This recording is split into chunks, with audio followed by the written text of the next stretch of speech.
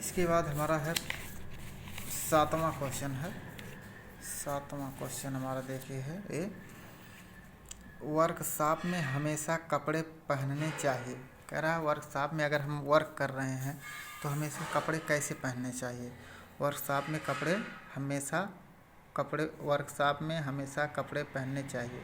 किस प्रकार के कपड़े पहनने चाहिए। नंबर ए पे है धोती कुर्ता पहनना चाहिए। नंबर बी पायजामा पहनना चाहिए। नंबर सी है पैंट कमीज पहनना चाहिए। नंबर डी है निकर बनियान पहनना चाहिए। तो हमारा जैसे धोती कुर्ता पहनेंगे वो बहुत ढीला होता है। अगर किसी वर्कशॉप में काम कर रहे हैं, इधर उधर फंस जाएगा, एक्सीडेंट हो सकता है, दुर्घटना घटित हो सकती है।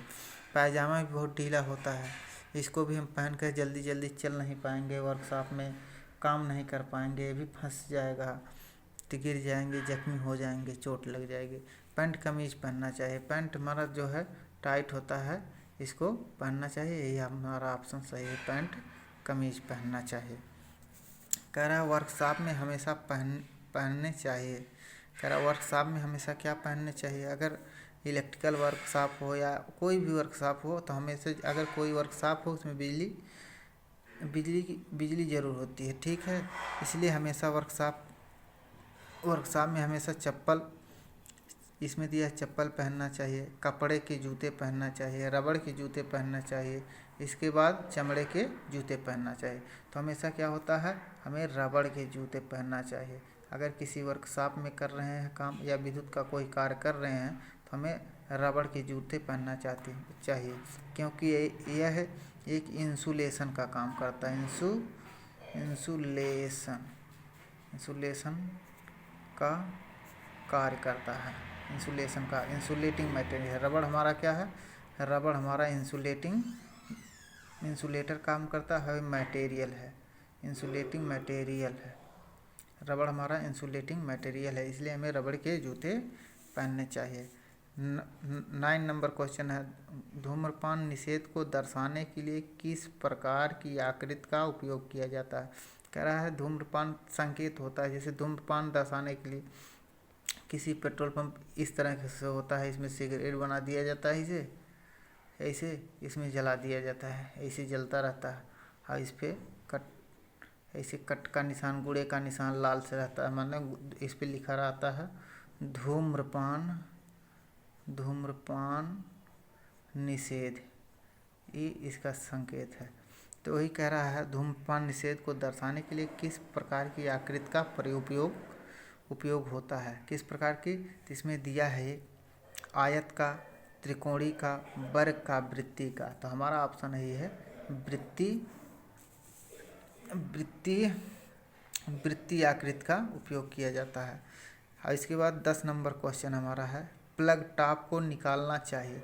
अगर कोई प्लग है, जैसे ये हमारा बोर्ड लगा है, इसमें सप्लाई कहीं से आई है, फेज न्यूट्रल 2 है, पी है, एन है, फेज न्यूट्रल आया सप्लाई, और हमारा बोर्ड है, 3 पिन प्लग है, स्विच लगी है हमारे यहाँ, मान लीजिए हमारी स्विच लगी है। तो इसमें कह रहा है अगर हम यहाँ चार्जर कोई लगाएं, 5 पिन स्विच है, 5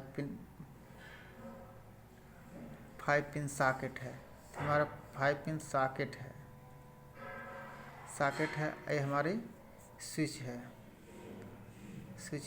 तो कह रहा है अगर हम इसमें चार्जर लगाए हैं या कोई और, जैसे फ्रिज हो गया, कूलर हो गया, कोई अनलोड लगा है इससे, तो उस प्लग की सहायता से अगर हम इसको निकाल रहे हैं, तो कह रहा है कैसे निकालना चाहिए। तो इसमें कहा तार को खींचकर, एकदम गलत है। अगर तार खींचेंगे क्या पता लगा उसका कनेक्शन जो अंदर से टूट जाए, प्लग हमारा उसी में रह जाए।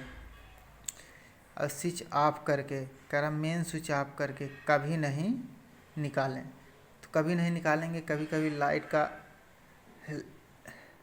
लाइट का वोल्टेज घटता बढ़ता रहता है, वोल्टेज घटने बढ़ने से ये जल सकता है, हमारा प्लग जल सकता है, बोर्ड भी जल सकता है, शॉर्ट सर्किट की वजह से लाइट कम बेसी होगी। इसके अलावा कह रहा स्विच ऑफ कर देना चाहिए।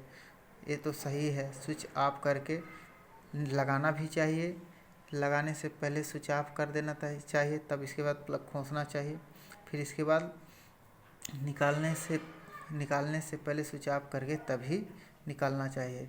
ये हमारा सही है, स्विच को ऑफ कर देना चाहिए। इसके बाद हम मेन स्विच ऑफ करके, अगर हम मेन एक प्लग को निकालने के लिए मेन स्विच ऑफ कर रहे हैं, पूरे कमरे की, पूरे हाउस की लाइट चली जाएगी। हर तरफ अगर रात है तो अंधेरा हो जाएगा, इसलिए ये तरीका गलत है। इसके बाद नंबर 11 है, कह रहा है मेन स्विच बंद करने के बाद चेतावनी बोर्ड लिखकर टांग देना चाहिए। कह रहा है अगर कोई मेन स्विच हम बंद कर रहे हैं, ऑफ कर दे रहे हैं, लाइट सप्लाई काट दे रहे हैं, तो हमें क्या करना चाहिए। तो कह रहा है कह रहा है ये ऑप्शन है अंग्रेजी भाषा में।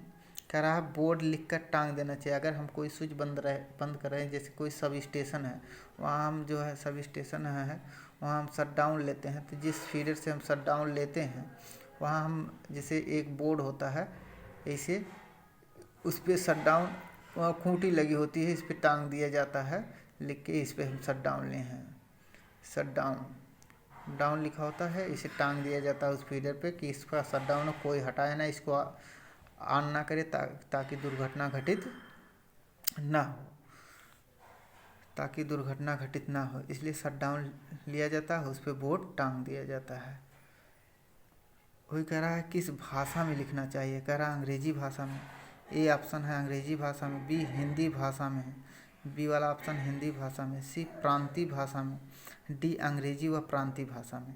तो हमारा जो है अंग्रेजी भाषा हर जगह लोग नहीं जानते हैं, वहाँ प्रांतीय भाषा भी होती है और अंग्रेजी भाषा भी, दोनों मिक्स होती है। कुछ लोग हिंदी, जैसे हमारे यहाँ कुछ लोग हिंदी जानते हैं, हिंदी इंग्लिश दोनों जानते हैं, हिंदी ज़्यादातर जानते हैं, कुछ लोग संस्कृत जानते हैं, तो अंग्रेजी हर जगह चलती है। ठीक है, कह रहे हैं हिंदी भाषा में, तो हर जगह लोग कुछ जगह लोग हिंदी नहीं जानते हैं, अंग्रेजी भी जानते हैं, हिंदी भी जानते हैं।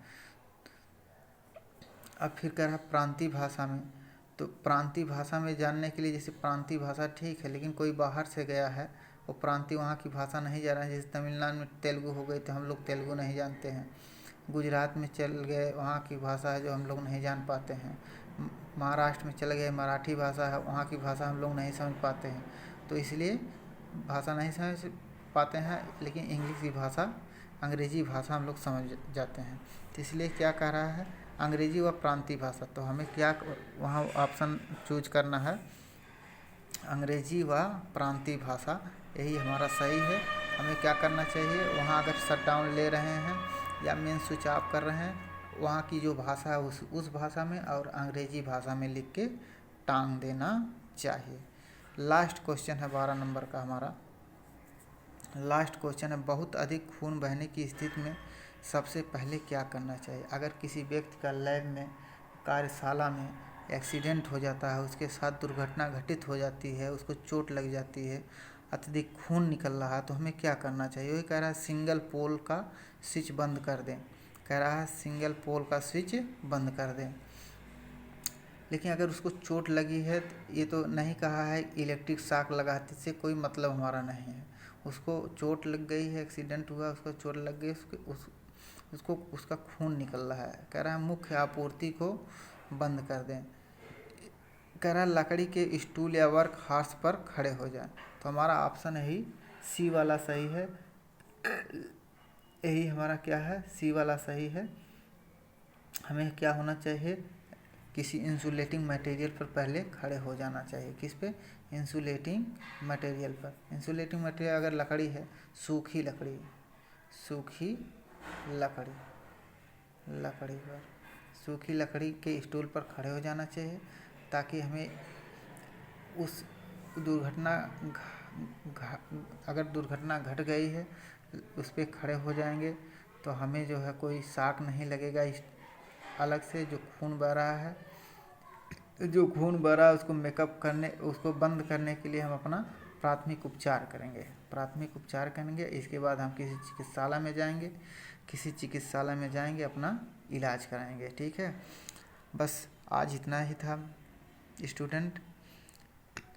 फिर आगे कल वीडियो बनाएंगे और डालेंगे। आप लोग इसको ध्यान से पढ़िए, ये आप लोगों के लिए बहुत ही उपयोगी क्वेश्चन है। ये क्वेश्चन छांट छांट के क्वेश्चन हम दे रहे हैं, जो क्वेश्चन आए हैं पेपर में, इसको आप लोग ज़रूर पढ़िए ताकि आप लोग आसानी से पास हो जाएं। और वीडियो को थोड़ा लाइक करिए, थोड़ा शेयर करिए अपने दोस्तों के पास। Good evening.